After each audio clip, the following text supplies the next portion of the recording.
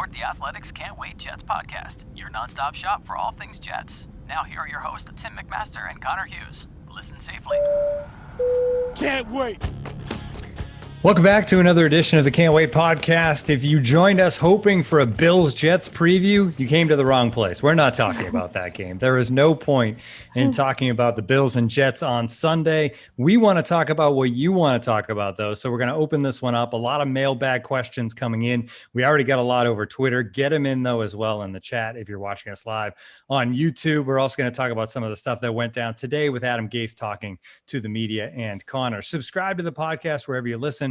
Give us a 5-star review on Apple. Lots to get to. And Connor, we are prime time again tonight. I'm excited for the numbers.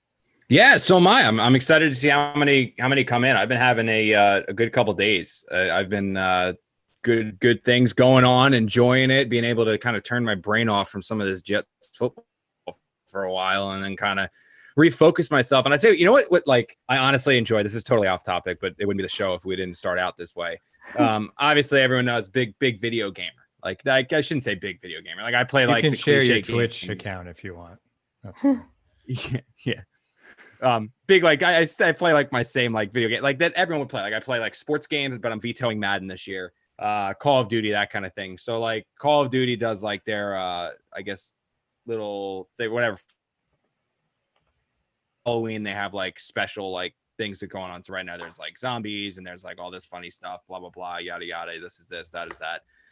But like one of the things that they introduced, and it kind of started with like Fortnite, is this whole like skins thing where you can be like different characters and you can buy different skins. And like last night I'm playing it because they come out with like the Jigsaw guy from Saw, and they come out with all these things. And I'm sitting there and I'm watching and I'm like, man, I was like, when I was a kid and like games would come out with this stuff, like I remember having to like go up and ask my dad for like $10 so that I could like get his credit card to like buy these things. And I'm sitting there and I'm looking at this guy and I'm like, oh, do I need it? And finally I was like, you know what, man? I was like, I'm a grown ass man sitting here playing my grown ass game. I was like, I have like grown up money now. I was like, I'm going to buy all the skins. I'm buying all of them. So I was like, screw this. I'm like, I'm in a good mood. I bought the Jigsaw guy. I bought the other guy. I'm buying all. I was like, man, I was like, this is like the best part of being an adult. Like when kids ask me like next time, like whenever I meet like a little kid or like my godson gets old enough where he starts asking like, Connor, what's it like to be a grown up? I'm like, I'm going to tell you what it's like to be a grown up. I was like, when you're playing video games and you want to buy the skin, you don't have to ask anyone. You can just go buy it. You can just, and I was like, I wish I could like tell my younger self that that's going to be your life someday, that you won't have to ask permission to buy anything. You'll just be able to get it. At least I'm going to live this way till I have kids. And then like, obviously you got diapers to pay for and like all this shit. And then, you know, I'm basically going to be on a Brie budget, which is going to suck, but that's what I'm enjoying. Live in the moment. I had a similar conversation with a friend, I think about a month ago. We were discussing just like, hey, what are you doing in this pandemic when you can't really do anything? And he was like, you know, man, I was just having a thought that when I was a little kid, I really wanted this Kirby Puckett rookie baseball card. Really wanted it. And I couldn't get it. It was too much. I couldn't ask my parents for money for that. He's like, so it popped into my head. So he went on eBay and he looked it up and it was like $28. And he was like, you know what? I've wanted this card since I was 9 years old. And he went and he ordered it on eBay. Got the Kirby Puckett rookie card of his dreams. Same thing. Yeah. Little perks to being an adult. You know, with it comes responsibility sometimes. Although Connor's responsibility to be on the show on time never comes through. So. Yeah, I screwed that one up. I mean, I was only like, well, the thing is like I said, like you guys know, like Bree's a nurse, so she's working tonight, so she's gonna be home in probably like 30 or 40 minutes. She shifts done 7:30. She works at 7:30 to 7:30 or 7 to 7:30. She'll be home at like 8:30.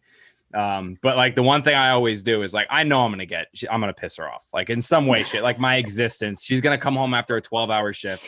She's gonna be moody because obviously I would be too if I worked 12 hours in a row. And like, I know I'm going to piss her off. So like, I usually go around the house and like try to do things that like eliminate the variable. Like the Jets try to eliminate the variables for Sam Darnold. I hope you're better at it. Yeah. Well, no, I'm not. But I try to eliminate the variables of Bree getting pissed off at me. So like, I'll go around, I'll find little things. Like I always run the Roomba, which is why Roomba's going to be driving past the opening here in a little bit because he's out there running. Because at least the carpet will get the lines. We're in an apartment, so the carpet will get the lines. That usually makes Bree happy. Always make the bed. If the bed's made, she comes out. It's like one less thing. And then like she'll get pissed off about other things that like I didn't do or that I forgot. Like, but fine. But like at least I'll get like she walks in, carpet doesn't piss her off. Walks in, bed's made. It like lessens the degree of me getting yelled at. So I was like, that's why I was a little late today, because I had to get to the gym. So I got home from the gym and I was like, shit, it's 7:20, but like this podcast is going to go easily longer. Like Brie will be home by the time like the podcast we're still talking. I was like, I got to go. I got to make sure this shit's done otherwise. Because if she comes in and like things are out, like there's dishes in the sink, the dishwasher's not done, the bed's a mess, there's going to be a Brie-nado swarming around here. And I don't know what degree it's going to be. It might be F3, it might be F4. We might see a good one. And that's like, again, I'm trying to keep my head on my shoulders. So I got to, I had to neat some stuff up. So that's why I was like 3 minutes late. That is by far the best excuse that you've had for being Yes. late. I mean, it's if true, you though. could just Like, go with truth. like, I appreciate you're doing you- things to make Brie happy every time. We'll just kind of let it slide. Well, most of the time I'm just late. Like I say, I'm going to be like, we're going to start at 9 o'clock and I wake up at 8:30 and I'm like, Yeah, and he shit. goes And then I back stay to in bed till sleep. Who does 9:45. that? Who, Yeah, I stay in- texts their coworkers, please be ready at this time. And then it's like, you know what? I'm tired. I'm going to go back to bed. Oh, You know Tim and I sit here like twiddling our thumbs. Like, what are we supposed to do? You know what's bad? So like 2 weeks ago, I got home from like the Jets have practice Wednesday, Thursday, Friday. I got home from practice. I was so tired. I took a nap. Next day, I did the same thing. My body now, as soon as I walk in the door from work, is like, oh, it's nap time. And like, I'm legitimately tired. So like, I had like I'm still finishing it, but I had like a huge cup of coffee. I was reared up. I was about to write my story, wrote a story that we just ran on the site and stuff like that. I'm like geared up, ready to go. And all of a sudden, like, I'm like, why the hell am I so tired? It's like, oh no, my body's in like you get home from work on Wednesday, nap time. You got to take a nap. So like literally before the gym, I was like, all right, I'm going to done in plenty of time. Going to get home, finish this story, publish it, send it to Chris, have him edit it. He's going to publish it, get to the gym, and then come home and I'll be like, eat dinner. I'll be ready to go. Nope. Had to take an hour-long nap. Like, it's like, but it's like, it's terrible. But it was fun because like I get on the couch, dog comes over, lays right on your chest. As soon as that happens, I'm out. Like, that's it. Like, that's like comfy paradise. Like I'm done. I'm passed out for an hour. Yeah. All right. But now we are ready. Yeah, let's do it. So before we get to the mailbag, let's factor in a little bit into Adam Gase. He spoke today like he does many times throughout the week, but some key updates on the injury front. Let's start there, Connor. Darnold still very questionable as far as if he can play Sunday, but big news offensively, we could potentially see Mims, Perryman, Crowder on the same football field on Sunday. And if this team wasn't 0-6, you would think, all right, here we go with this team. But at least it'll be something to see those three guys. And regardless who the quarterback is, at least that quarterback will be equipped with weapons. It takes one more excuse away, I think, from this offense.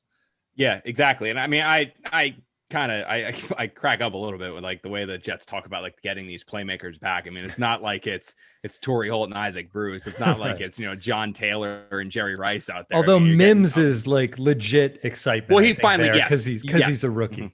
Mm-hmm.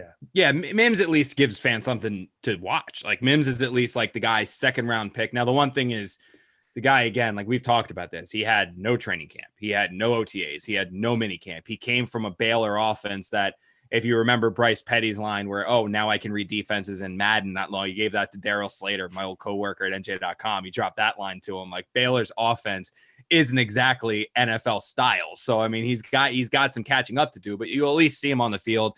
Jets are going to target him. Jets are going to use him. But yeah, I mean, you're right. This team looks very much like they're trending in the right direction. I mean, Sam Darnold practiced and did team drills or some form of team drills today on Wednesday. Denzel Mims was out there in team drills on Wednesday. Mekhi Becton was out there in team drills on Wednesday. Now, with Mims, I would be stunned if Mims doesn't play. Like, it's going to take a hamstring setback in terms of like he tweaks the left hamstring, which he hurt, and he tweaks the right hamstring, which he hurt. Like, that's what will keep him off the field. As long as he has no hamstring setbacks, Mims is going to play. He's going to be in the lineup. So the Jets will have Brashad Perryman, Denzel Mims, and then Jamison Crowder. And when Adam Gase drew up this offense in the offseason, that's who he had. Denzel Mims was going to be this team's starting receiver outside Brashad Perryman. This wasn't going to be a slow acclimation. He was going to be the starter before he hurt his hamstring. Obviously, the hamstring derailed that. But those three guys, barring a Mims hamstring setback, they're going to start.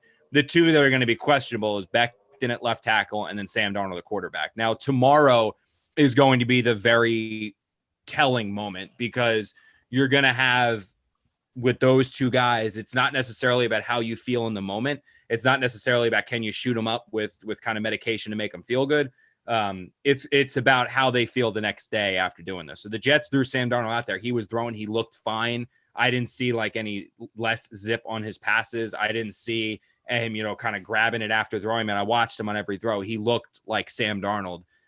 Same thing with Becton. Like Becton looked like Mekhi Becton. The issue is that when these guys now go home, these guys sleep on it. These guys then wake up. How do those shoulders feel? And there's a chance that Sam Darnold wakes up and he goes to the medical team and is like, guys, I freaking hurt. And if he says that, then he's not going to play. And the same thing with Becton. Becton can say, I freaking hurt. And then, whoops, I slipped. And Becton can say it.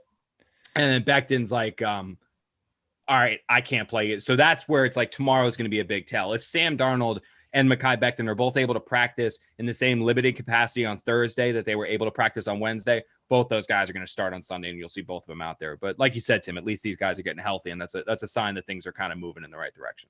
And really, the last couple of weeks with Flacco and their quarterback, there was really nothing to tune into the Jets for. But if you have Darnold out there, you have these receivers.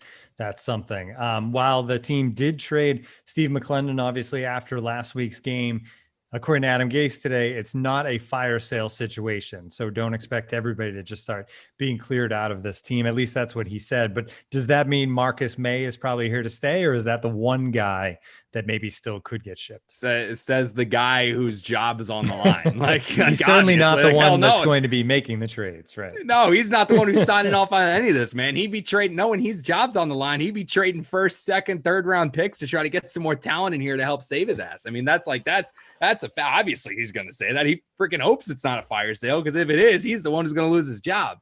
But no, I think that anyone has a price. And I think that's something that Joe Douglas has showed. And so if you're looking for guys that could potentially be on the market, or guys that the Jets would potentially be willing to trade, just look at anyone who's on a 1-year deal. Like, I don't think the Jets are going to trade Quinnen Williams. Like, I think that it would take a ridiculous deal for them to trade Quinnen Williams. The Jets are not trading Sam Darnold. I don't think the Jets would look to trade Jamison Crowder. I don't think the Jets would look to trade Chris Herndon. So, I mean, there are guys out there that are on multi-year deals the Jets still have control over, that even if they were guys drafted by Mike McCagnon, guys they still want to develop and see what they can do. I don't think that those are guys they'd be looking to move. The guys that could potentially be on the block and guys that could be moving around and guys that could potentially be traded, like I said, are those that are on the 1-year deals, the deals that are players that are not part of this team's future. And you can look at Jordan Jenkins, outside linebacker, a guy the Jets brought back on a 1-year deal, looking to prove himself. Hasn't really had the year he wanted. The odds that the Jets bring him back next year probably dwindling, especially as his play, he had the back-to-back, 8 and 7 sack seasons, whatever they were the last 2 years.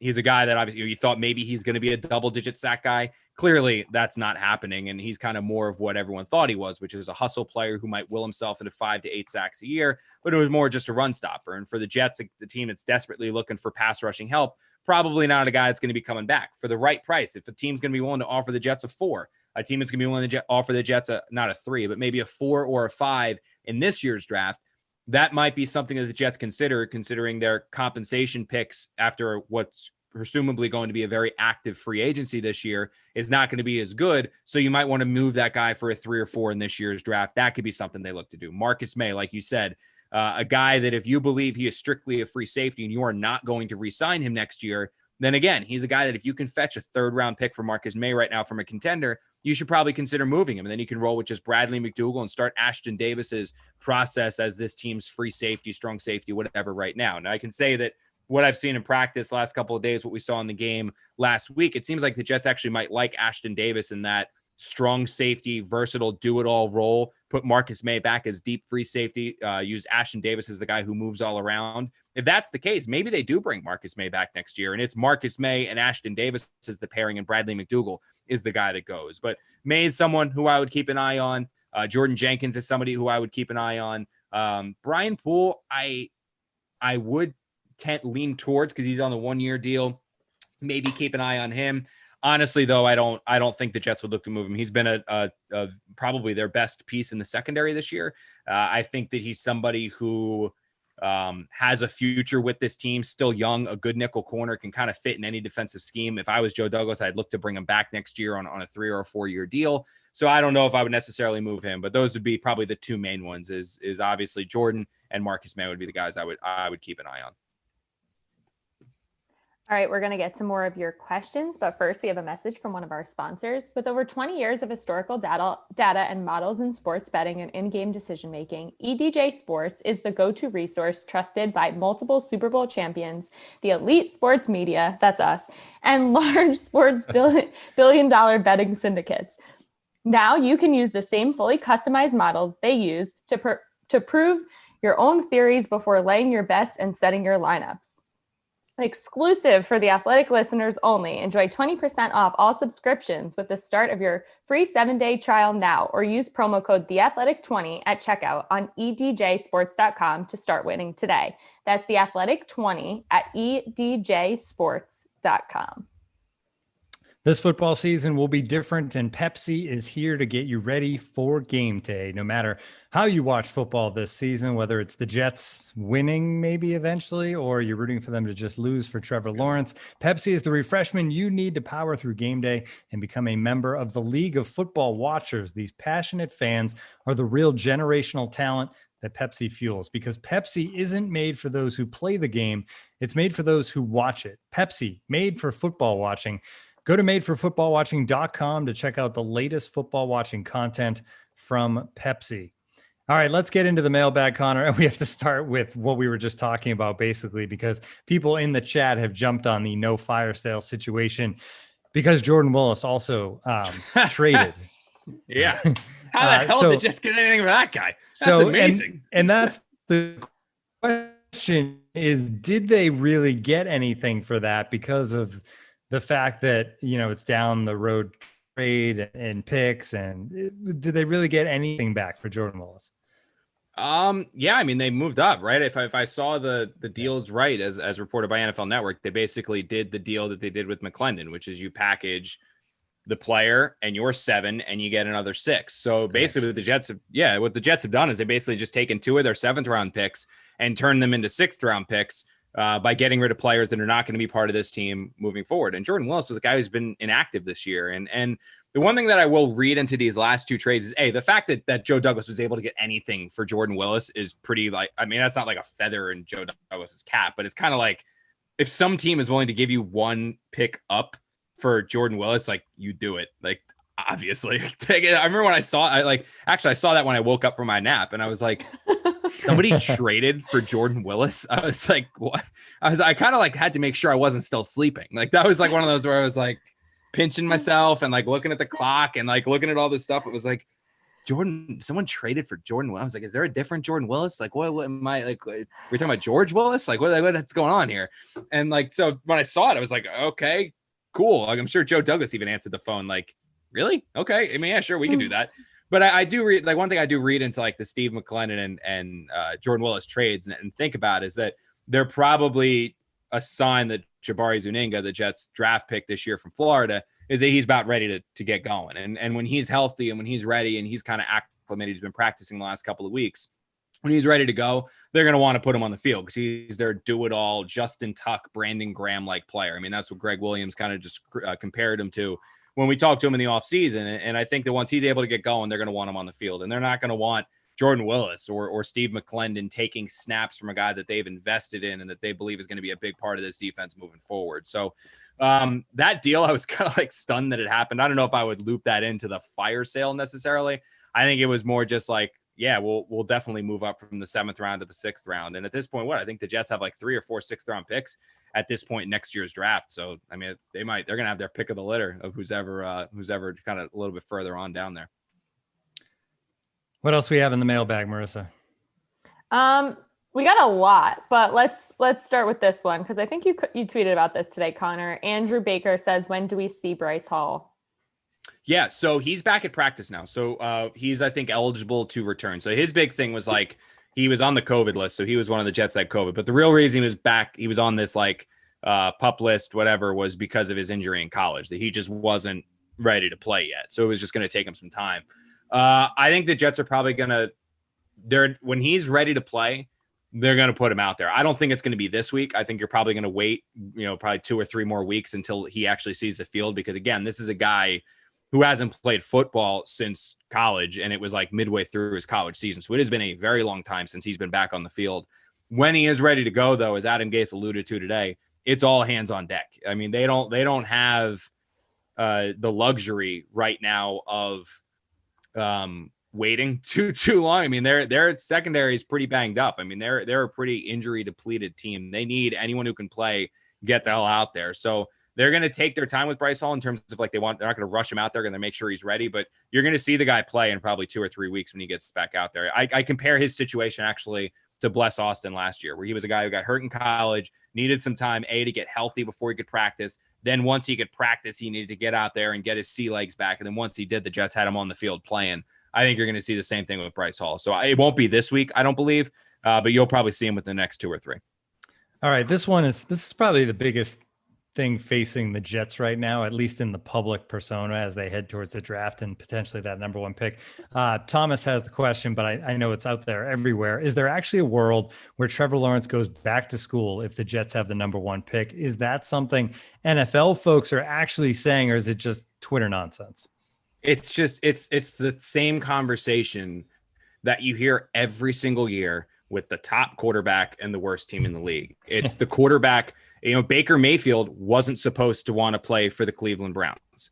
Joe Burrow wasn't supposed to want to play for the Cincinnati Bengals. Like the list goes on and on and on. It's just usually if you are picking top pick in the draft, you're not a very good team. And when you're not a very good team, everyone likes to pile on you. You're winless. You stink. You're never going to do it. The culture's toxic. Like everyone wants to pick on the team that's picking number 1, with the exception, I think, of probably the Indianapolis Colts, who seemed to like totally fluke their way into the top pick when they took Andrew Luck. And it was because they had, I was just going to say, although they're the team that John Elway wouldn't play for way back when. Yeah. Right. Yeah. Like way back when, but like that year, it was like the Colts would have been a Super Bowl contender if Peyton Manning hadn't gotten hurt. So like, that's why they were picking number 1, like stunner. They couldn't make it work with Kerry Collins.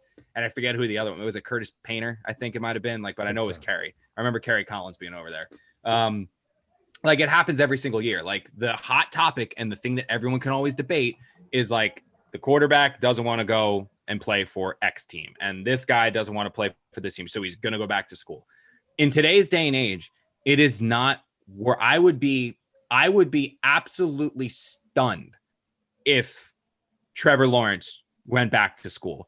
There is so much crap that can go wrong by a guy returning to school and playing again, and you're foregoing so much money. I mean, who was the South Carolina running back who went back to school, tore up his knee, and never really played again? Like, how much money did that kid lose? He was going to be a top 10 pick. He goes back to school, gets hurt, never plays again. Matt Barkley went back to USC. People said like that guy was going to be a first round pick, dropped to like the 3rd or 4th round where the Eagles took him. What if he came out when he did? Like the lessons are all there, and the risk that is out there, especially with a Clemson team that they're going to be in the college football playoffs. Like they're like Trevor Lawrence isn't just playing the regular season; he's going to the playoffs. And when he goes to the playoffs, he's playing some damn good defenses from the SEC. He's going to be playing guys that are coming after him. And if all it takes is one hit. Look what happened to Dak. Guy was an MVP candidate this year. Dak Prescott has one little bootleg this past or 2 weeks ago.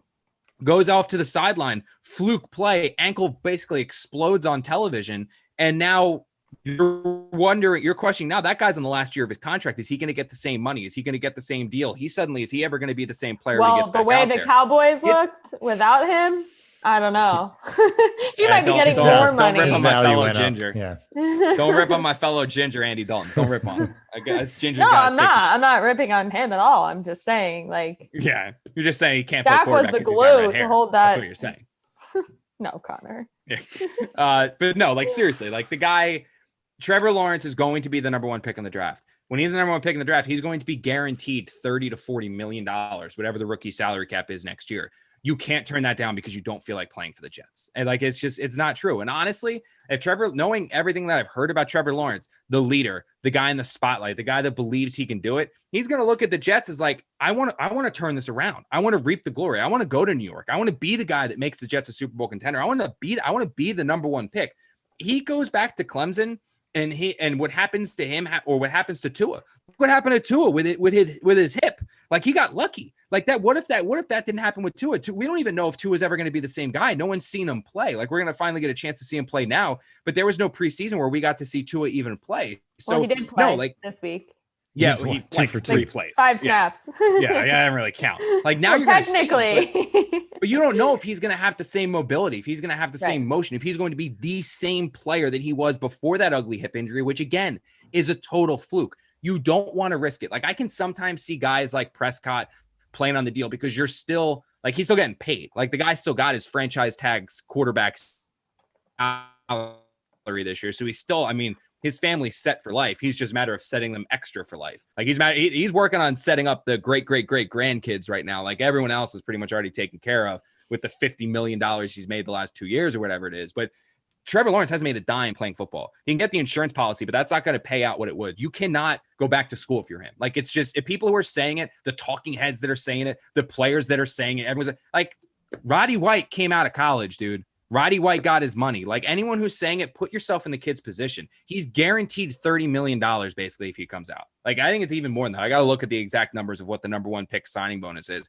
but that contract's going to be fully guaranteed. Every penny of it's going to be fully guaranteed. You're setting your family up for life with that money. He's not going back to Clemson. I would be stunned if he goes back to Clemson. It's not smart. It's not worth the risk. So it can stop. It's the hot topic everyone wants to talk about. Just stop talking about it. Seriously, yeah. It's dumb. It's just because no one else has anything else to bitch about and moan about and complain about. So the Jets are the easy shot that they're going to take. The one other play is, I guess, what Eli Manning did, which was he was actually drafted number 1 by the Chargers, but said he wasn't going to play for them and basically forced a trade. Yeah, it was different, here's the thing. Though. Very different, because the reason why Eli Manning said he didn't want to play for the Chargers is not because he didn't want to play for the Chargers. His dad, Archie, and Eli both realized that the Chargers were not going to be able to pay Eli Manning. That was their thing. It was not that Eli Manning didn't want to play for the Chargers. When you go back and read more about it, Eli believed that they were not, because that was back when there was no rookie salary cap. Like you negotiated your rookie contract. They didn't think the Chargers were going to pay Eli what he wanted to. And guess what? Eli Manning was right, because Phillip Rivers, the whole reason why Drew Brees started that first year was because Phillip Rivers didn't show up to training camp until halfway through because the Chargers weren't paying Phillip Rivers. And this is the same thing that happened with Bosa. It's the same thing that's happened past. So the Chargers had this reputation of being incredibly cheap. And Eli Manning and Archie Manning saw that and were like, screw that, man. We don't want to go to that. Christopher Johnson's not cheap. The Jets aren't cheap. It's a rookie salary cap. He's going to get that contract. So it's not, it doesn't matter. Like it's a different day and age. Like if that's what it was, like it was more financial there with the Chargers than it was like, I don't want to play for the Chargers, so I'm not going to do it. And I think you really got to go back to like, well, I guess Peyton went back to Tennessee, but I mean, again, like it's a different day and age. Like you've seen now quarterbacks get hurt. You've seen guys get hurt where their draft stock's ruined. You just can't, it's not worth the risk. It's not worth the risk. All right. This is a good question from Emily. She says, is there any chance that the Jets use their high draft position and actually build around Sam in 2021? Like they've been promising since he was drafting, or is it really now all in for a new quarterback? And then I like this. She put the sad emoji. I thought you were going to add something else. Then there's a sad there's a little frown. To be honest, Emily, the sad emoji is understood in all these questions. Yes. There we go. Yeah. I'm pretty, I don't know how I'm not a sad emoji. You should see me on Sundays. I'm basically like, why am I doing this? But yeah. So here's my opinion on it. And this is, I don't think it's quarterback in the first round. I don't think the Jets are in the market for a quarterback. If the Jets are picking 2, 3, 4, 5, 6, they are not looking at Fields. They're not looking to move up to number 1 to get Trevor Lawrence. Like this isn't like we need a quarterback because Sam Darnold sucks. What you're saying is that if you are in a position to draft Trevor Lawrence, that's what we're saying. If you are in a position to draft Trevor Lawrence, you have to draft Trevor Lawrence. This guy is a generational player. You cannot be known as the guy or the team that passes up on the generational player because you think you might have a franchise quarterback in Sam Darnold. What you have right now in Sam Darnold is a guy that there are still the people in the organization, Adam Gase, Christopher Johnson, Joe Douglas, they still believe that Sam Darnold has franchise quarterback qualities. The problem is that it's all thinking, it's all assuming, it's all projecting, it's all hoping. There's no concrete evidence that Sam Darnold is a franchise quarterback right now. He has not progressed this season. You can blame the million things that we've discussed ad nauseum on this podcast in writing everything, but still, you don't know for certain if you fix all of those things, if Sam Darnold's going to be Josh Allen, or if this is just who Sam Darnold is. He's the guy who's going to make some plays. He's going to miss some plays. He can be a good quarterback on a very good team, but he's not going to elevate the play of those around you. What you cannot risk is passing up on Trevor Lawrence to roll the dice on Sam Darnold, when also you loop in the fact that this is a guy who's in year 4 and has never played a complete NFL season. You just can't run the risk on that. So this isn't the Jets are in the market for a quarterback with their first round pick. This is that if the Jets are in a position to draft Trevor Lawrence, a guy who I talked to multiple scouts, including one from the Indianapolis Colts, who said this is a guy who's going to receive a higher grade than Andrew Luck did. I talked to personnel directors around the league, including one that told me this is a kid who's as much of a can't miss prospect as anyone else. And the most impressive thing is that he has been in the spotlight since he's been 10 years old, and he has succeeded and exceeded expectations every step of the way. This is a guy who is the can't miss him. It's not the Jets are in the market for a quarterback. It is, if you have an option to draft Trevor Lawrence, you draft Trevor Lawrence organically. If you're picking 2, 3, 4, then you build around Sam Darnold. You take Jamar Chase and get the receiver. You take another offensive lineman. You get the elite level pass rusher if you think that's there, but most likely an offensive lineman or a receiver. This isn't the Jets are in the market for a quarterback. This is, if Trevor Lawrence is there, you can't be known as the team that passes up on Trevor Lawrence. You can't be known as the team that potentially passes up on a Hall of Fame quarterback because you think you might have a decent player in Sam Darnold. You take Trevor Lawrence, you trade away Sam, or if you're not in a position to draft Trevor Lawrence organically, you draft the best player available and you continue to build around Sam. Those are like the two options the Jets are facing.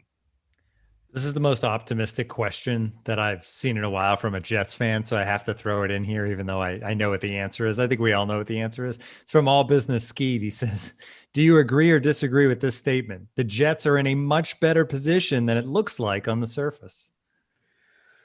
Well, I don't know. It depends on how you view them, right? So like if you view this as a team that has been rebuilding since 2017, and this is the position they're in right now, where they're steamrolling towards 0-16.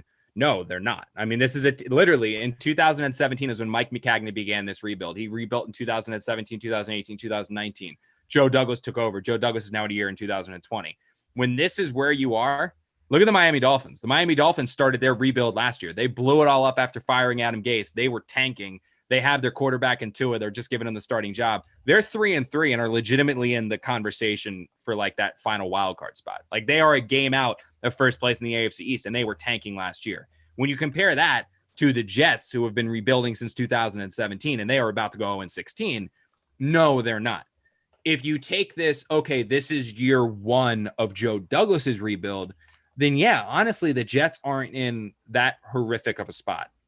There are no ugly contracts on this roster anymore. The one that's not that pretty is Henry Anderson. The Jets can completely get out from underneath that next year. You don't like the Greg Van Roten, you don't like the George Font contracts. The Jets can get out from both of those contracts after this year. So from a salary cap perspective, team salary perspective, there is no ugly contract on the Jets roster where they are tied to any one player where you're like, man, this guy sucks and we're still paying him X amount of money. That's all gone after next year, so that you don't have to worry about any of that. They are in a very good position in the draft where they have 2 first-round picks this year. They have 2 first-round picks next year. They have multiple picks from the Seattle Seahawks, and depending on who they trade off here at the deadline, they will have multiple drafts. So they are in a position to bolster this roster pretty heavily in the draft with foundational pieces in the first round, in the second round, in the third round, both this year and next year. Because of the fact they don't have all of these crazy team-killing contracts, they are in a position to go out and sign whomever they want to sign in free agency in 2020 or this coming free agency in 2020, 2021, or 2022, when Allen Robinson could be there, JuJu could be there, Kenny Galladay could be there, Brandon Sheriff could be there, Joe Thuney could be there. They're in a position, unlike many other teams, where they can go out and be active players when they don't have to trim their roster because they don't have any of these team-killing contracts. So if you look at it in a bigger picture, yeah, the Jets aren't in that bad of a position because they're going to have their pick of quarterbacks or coaches this coming off season. They're going to have their pick of potentially Trevor Lawrence at number 1 overall. They're going to have the additional draft picks to build foundational pieces. They're going to have the money to sign guys in free agency. All that's good. That is a good position for a team to be in.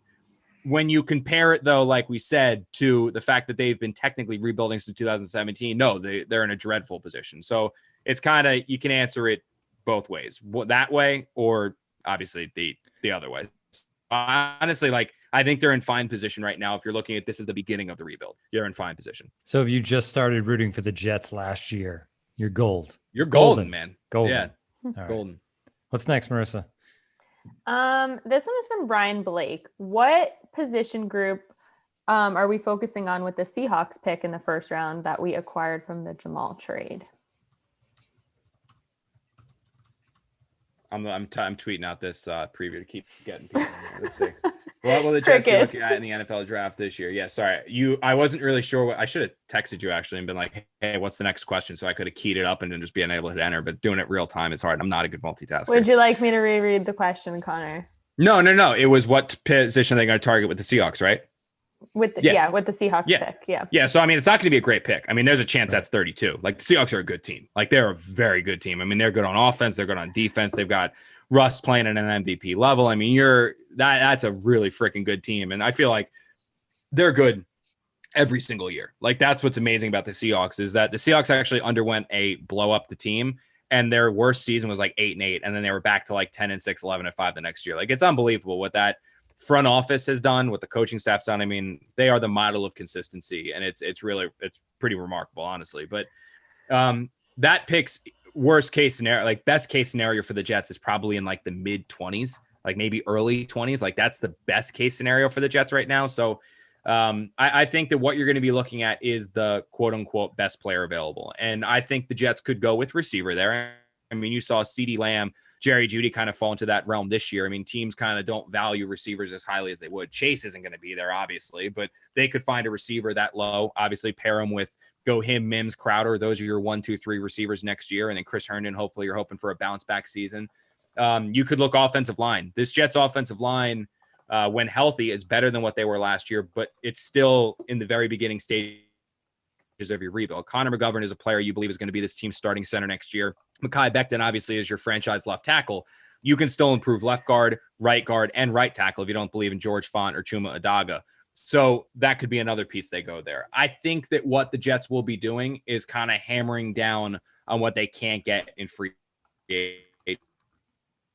That's one of the best things that I've been told in my years covering the NFL, talking to agents, talking to execs, talking like them about how you kind of approach it. Their best way, or the best thing that they can say, is if you want to know what a team's going to do in the draft, look at what they did in free agency. So if a team goes heavy on the defensive line in free agency, usually they're not going to target a defensive lineman pretty early. If they go heavy in receiver, they're not going to go there. When I look at free agency this coming year, there's a chance, like we just mentioned, Allen Robinson is there. Kenny Galladay is there. JuJu's going to be there. If the Jets are able to sign one of those guys, you're pairing them with Denzel Mims, a guy that they believe has wide receiver 1 potential, even though we haven't seen it yet.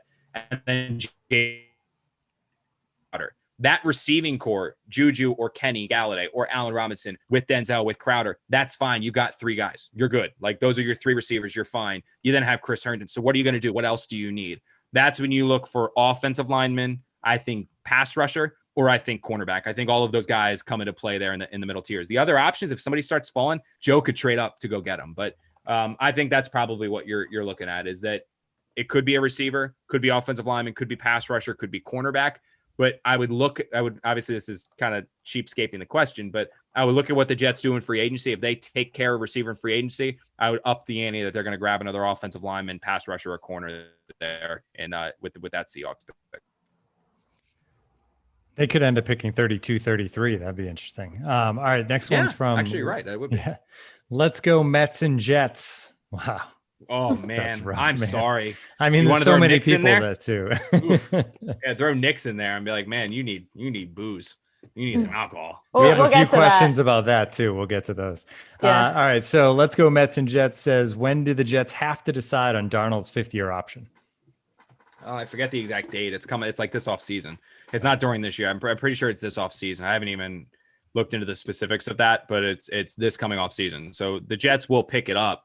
But if like, look, the Jets are going to know if they're taking Trevor Lawrence as soon as they know if they have the number 1 pick. Like, that's it. Like, the Jets will know what they're doing there at Trevor Lawrence or not after the season. If they're going to draft Trevor Lawrence, then odds of them picking up Sam Darnold's 5th-year option are slim. And what they'll probably do is trade Sam Darnold and then give the next team the choice of, is that team going to pick up Sam Darnold's 5th-year option, or is that team not going to pick up Sam Darnold's 5th-year option? Like, that's what I think would happen, because you don't want to pick up a 5th-year option for Sam, have that knock off the number of teams that would potentially want to trade for him. Now, if the Jets are picking, say, 3, 4, 5 in the draft, they're not going to be in the running for Trevor Lawrence. Then they're going to pick up the 5th-year option on Sam. Like, that's just what you'll do. You'll ride Sam in year 4. You'll confirm that you've got a chance for Sam Darnold in year 5, and you'll be fine. So it'll be this offseason they'll decide. But you'll know if they're going to pick up the Darnold 5th-year option once they know what they're going to do in the draft, which they'll know if they're picking number 1 or not. Okay, so we've touched on this a few times, but let's just spell it out again. This is from Tom and Jets Life News. Who do you actually see getting moved at the deadline? That's a tough one because the tough thing is, like, the Jets are 0-6. They are the undisputed. They are? Yeah. The Jets are 0-6. They're the undisputed worst team in the NFL. They can't throw the ball. They can't catch the ball. They can't run the ball. They can't block overly well right now because everyone's hurt. They can't tackle. They can't pressure the quarterback. They can't cover anyone. They've lost every single game by more than 1 possession. They haven't been close. They keep getting worse, not better. So you look at this roster and it's like, is anyone even wanted? Like, who wants any of these guys? Like, you know what I mean? Like, you look at no one, like, you're not exactly picking the carcass of the Seattle Seahawks to the Kansas City Chiefs, to the Baltimore Ravens. You're picking the carcass of guys that aren't helping a win team even compete. So it's kind of tough to be like, oh, people are going to want these guys. So maybe contenders come in, and like Avery Williamson would be a guy, because Greg Williams, for whatever reason, hates Avery Williamson. Greg Williams literally, until the Jets cut him, was willing to play Alec Ogletree over Avery Williamson. Like, Alec Ogletree, freaking awful. Like, that, watching him trot that guy out every week was enough to make anyone drink. Like, that was just, I just did not understand that at all. So Avery Williamson is a guy that could go. Marcus May could go. Jordan Jenkins could go. Like I said, those are the 3 guys I would watch. As far as, are they going to move any of them? I mean, the Jets aren't going to sell those guys for like 6th rounders. Like, they're not going to go give Marcus May up for a 6th rounder. But if you're the Kansas City Chiefs, are you willing to trade, a 4 for a guy that you're like, he's not really playing all that well with the Jets? Like, why would I give up that? You know what I mean? But you see all these guys leave Adam Gase and they become great. Yeah, right. So maybe, like, look at Robbie Anderson. I mean, Robbie, Kenny Drake, Tannehill, all those guys. Yeah, the amount of times Robbie these guys Anderson, are all of these guys we're talking about are guys that are sucking on defense. So it's like it's different there. Like, it's Adam Gase doesn't have anything to do with that side of the ball. I honestly believe, truthfully, I could be wrong here, but I think the Jets aren't going to be as active as people think. Like, fire sale, if anyone calls and offers a 3 for Marcus May, the Jets are going to do the deal. I just don't necessarily believe anyone's going to be offering a 3 for Marcus May. So it's not like these guys aren't on the block. It's not like the Jets are willing to move these guys. I just don't think the Jets are going to get a pack of picks that makes them enticed to actually trade them. So I honestly tend to believe that I don't think the Jets are going to be that active. Like, I think that there's the chance, obviously, that if some team contender comes in, but like, again, you're talking about positions here, 34 inside linebacker, you're run stuffing outside linebacker, free safety that can only really play deep center field. These aren't exactly positions that are super coveted in the NFL. You know what I mean? It's not like the Jets are selling a guy that has the capability of having 12 sacks. It's not like they're selling a guy that always finds himself around the ball with like 6 or 7 picks a year. They're selling a guy that, like, he doesn't let anyone behind him. Cool. An inside linebacker that's always around the ball but can't cover. Cool. An outside linebacker that really can only stop the run. Cool. Like, these aren't like coveted positions in the NFL that are going to take a team that, it's not going to suddenly make the Baltimore Ravens acquiring Jordan Jenkins or Marcus May or Avery Williamson is not something going to make them the undisputed best team in the NFL. Like, that's not going to happen. So that's why I kind of tend to feel like the vast majority of these players, who again are pretty much going to be rentals because they're all on 1-year contracts anyway, I tend to believe they're probably going to end up staying with the Jets. All right, this one's from Gus, and this is a question I think a lot of fans think about. Is tanking actually a real thing in professional sports? And if so, are the Jets now in tanking mode or just a poorly team? Sorry, I completely butchered that. For the good of the podcast, I'm just going to read that again. Is tanking a real thing in professional sports? And if so, are the Jets now in tanking mode or just a bad team that's poorly coached? Bad team that's poorly coached. A bad team with less talent that's poorly coached. The Jets did not enter this season with thoughts of getting the number 1 pick in the draft. They entered this season believing that they were going to be competitive. They entered this season believing they could win 6, 7, 8, 9 games. Probably not say. They probably entered this season. I know this from talking to people. Like, they entered this season thinking they're going to win 7, 8, 9 games. They did not think playoffs. They did not think Super Bowl. They thought we're going to compete. We're going to be a good team. We're going to be taking a step in the right direction. And next year, once we get this free agent class in here, once we get those 2 first-round picks that Joe accumulated, that's going to be the year that we're rocking and rolling, and we're going to be doing a lot of good things here. That's what they thought. What's happened?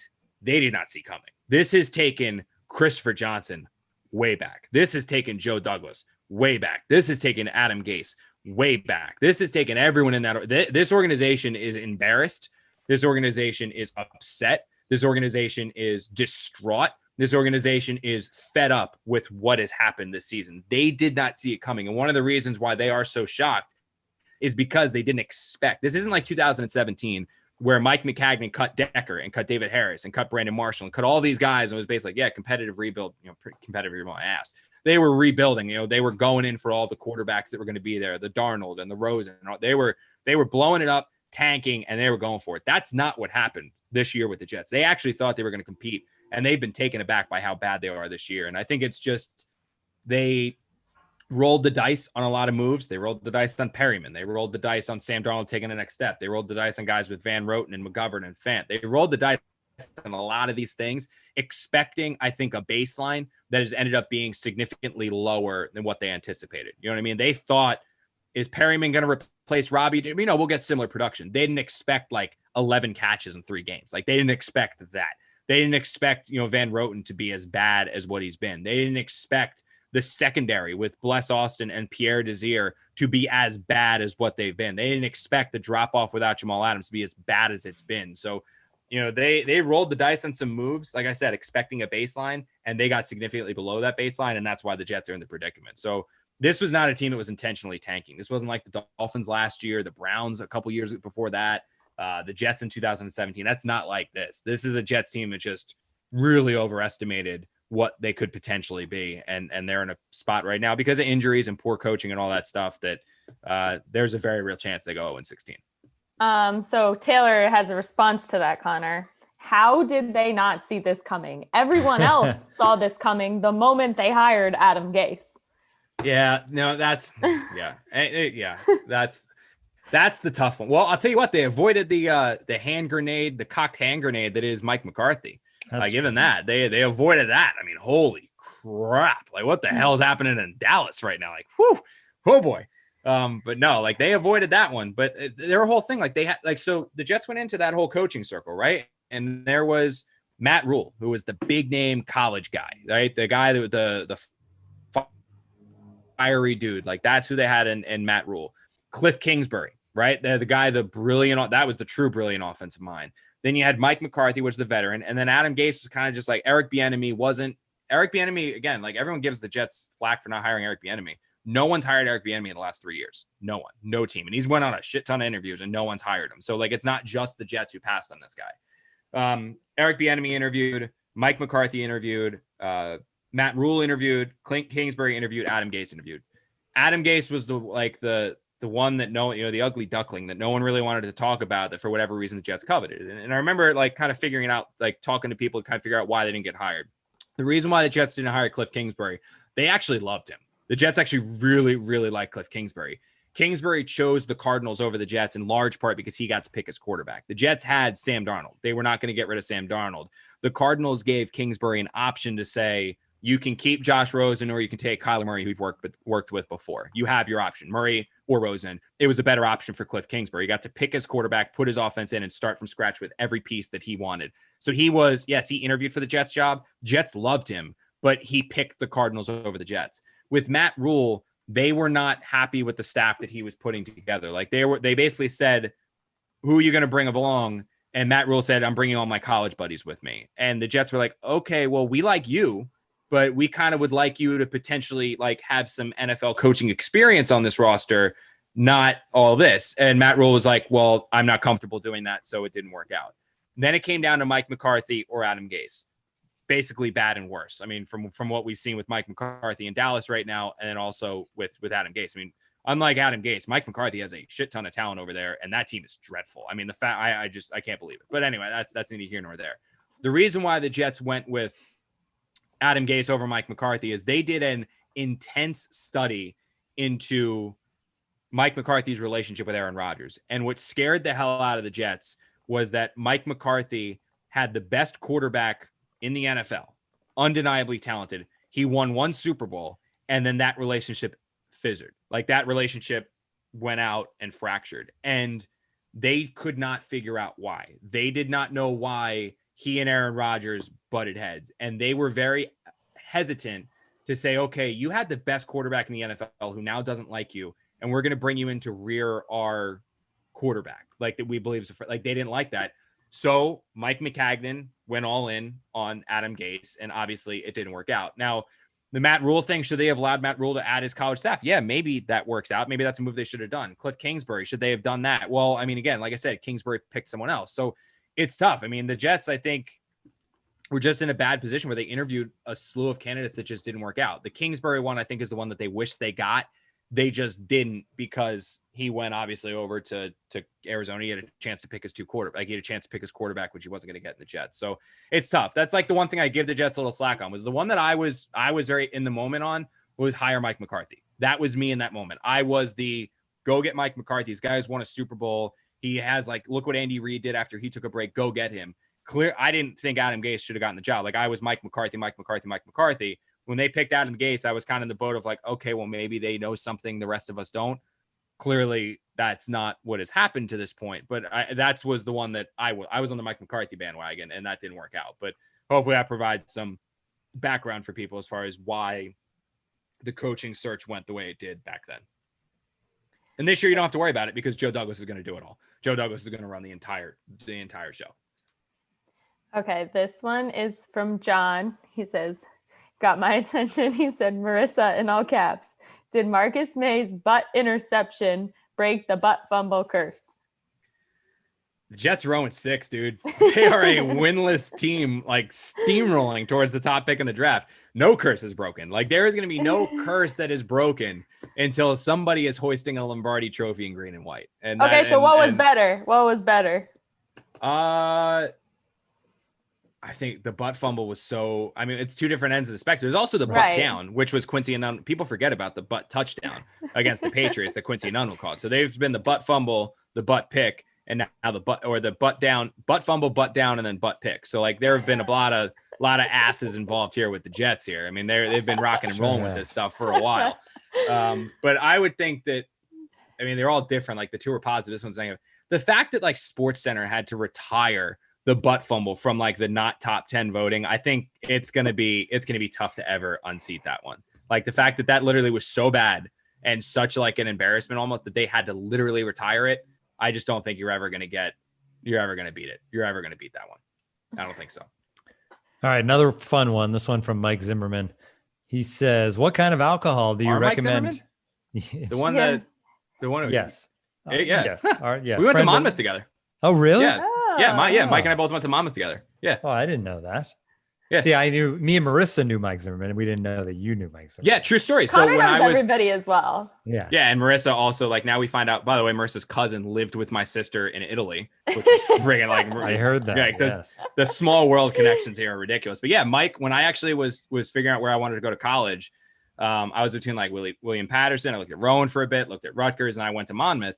And Mike was actually the guy that gave me the tour around the radio station and the TV station and all out of Monmouth. I did that at Maryland. I did that. Yeah, he was the sports director at the time. Mike was the sports director. So I met him, and, like, he took me all around, and I saw the equipment. I was like, man, this thing's freaking great. And I committed to Monmouth like 2 months later or a month later or something like that. We only were together for a year. What high school Connor was like on a college tour. You don't need to do that. Mike Zimmerman's going to be a guest on the podcast soon. Yeah, Mike and I, it was tough though. Like, the thing that sucked was that, like, when I went to Monmouth, I was not as involved in the student radio station, student TV station, and student paper as I wanted to be, but it was because I was working already. So, like, when I went to Monmouth, I got hired by the Star Ledger. There we go. I was working already.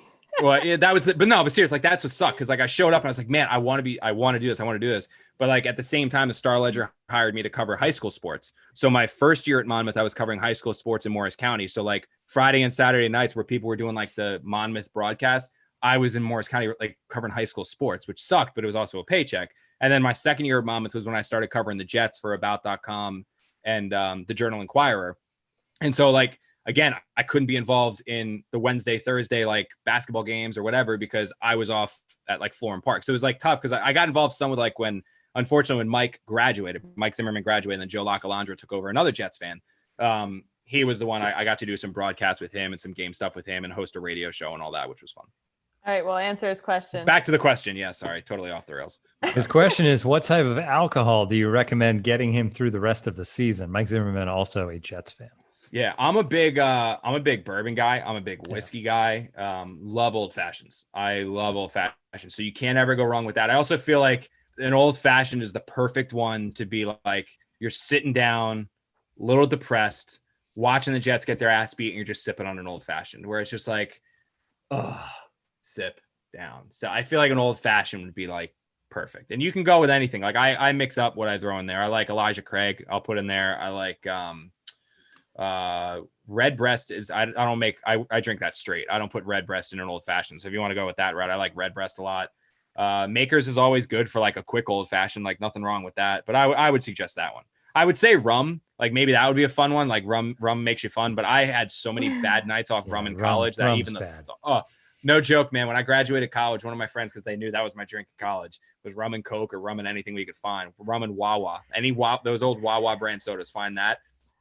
I had so many bad nights off Captain Morgan. They bought me a massive thing of Captain Morgan. Next podcast, I'll bring it because I still have it because I don't drink it because I can't. It makes me sick. So like, in every party we have here, I'll put it out. Yeah, I put out the same damn Captain Morgan. I put it out there. I'm like, somebody please drink it, and no one else drinks it either. It's all done. But that's good. I would just go with any kind of whiskey or bourbon you want, and you'll be rocking and rolling and good. Make a good old fashioned. Enjoy it with that. All right. Well, for our final question of the night, it's not really so much so a question, but as many of you guys know, I produce a few shows at The Athletic, and one of them being the Eagles podcast. And Connor has developed a little bit of a rivalry with Bo over me spending time with one podcast more so than the other. So this afternoon, we had her first. So this afternoon, I was doing an Eagles live stream and on YouTube here, and Connor comes in on his Athletic Can't Wait account. We hacked it. It was computer hacking. Let's let Sheil explain what happened. Hold on. Yeah. The Athletics Can't Wait Jets podcast says they hope Bo finished last in the voting for the award that Zach won. So that rivalry. Yeah, I've always been told not to punch down. So I'm not okay. So for some reference there, our great Zach Berman won some wonderful award, and Connor thought it was funny to chime in that he hoped Bo finished last in the running for the award, but Bo had a nice little comeback there. So I'll be honest, like the thing the thing about Bo is like I probably should have chose to pick a fight with somebody else. Like I probably should have chose to like go after Zach or go with Sheil, because like Bo is one of the more witty and clever people I've ever met in my life. Like I still talk. I remember actually talked to Mike McCagnon about like one of the stories Bo when Mike was still the GM. I talked to him about one of the stories that Bo wrote, and it was he went to the Senior Bowl and I think the Combine, and he did his own like personality test, like a test, like like everyone always talks about like the NFL, like players' personality being like red flags and stuff like that. So he did an entire story. He talked to like 50 or 60 players, I think it was, on airline etiquette. And so he went and he asked every player that like he would go up to Senior Bowl and just talk to a bunch of them. And he would go through like a series of like 15 or 20 questions asking how they would behave in certain situations. And based off that, they were given a red flag or green flag or passing, failing grade. And I remember one of them was like, you have a person come up to you and they say like, hey, do you mind switching seats with me? I would like to sit next to my wife. You have the window seat. I have a middle seat. Will you mind giving up the seat for me? You go to my middle seat. I'll take the window seat so I can be next to my wife. Will you do that? And so like Bo asked me the question. He goes like, would you do it? And I was like, obviously if a player says yes, I was like, I'm selfish as hell. I'd say no. I was like, but obviously if a player says yes, that's a pretty good red flag, or that's a pretty good flag. Like that's a positive passing grade. Bo starts shaking his head. He goes, nope, it's a fail. I was like, what are you talking about? He gave up his seat. He goes, it means he's a pushover. He goes, can't do that. I was like, that's so it was like the whole thing. And he graded all these guys. I mean, he is witty. He's clever. So I was like, as far as me picking fights with somebody over there on the Birds of Prey, he was probably I have my work cut out for me. So that was a good line, a good shot. I gotta go back to the drawing board and figure out a way to retaliate. That was a good one though. You can imagine as I'm reading the chat like I do for this, and I see the Athletics Can't Wait podcast. Did you start laughing? Because I was right before we went out to practice. I saw you start dying laughing, but I wasn't sure if it was right when Zach was giving his acceptance speech. So I don't know if you're laughing at that or if you saw my line. I made sure too. I switched it because I had my personal account. I was like, no, not my personal. We're going with the Athletics. We got to see Can't Wait infiltration there. We're all friends on these podcasts, though. Except with Will. Yeah. The war rages on. Yeah. All right, that's going to do it for us. Great stuff. Thanks for all the questions. Hopefully we gave you good answers and lifted the spirits a little bit on this Wednesday night as we head into the Bills-Jets game as they try to avoid 0-7. If you need a subscription to The Athletic, go to theathletic.com/the Can't Wait podcast. You can join for just $1 a month. Follow us all on Twitter. Connor's at Connor_J_Hughes. I'm at Tim M. McMaster, and Marissa is at Marissa_Morris. Have a great day, everybody.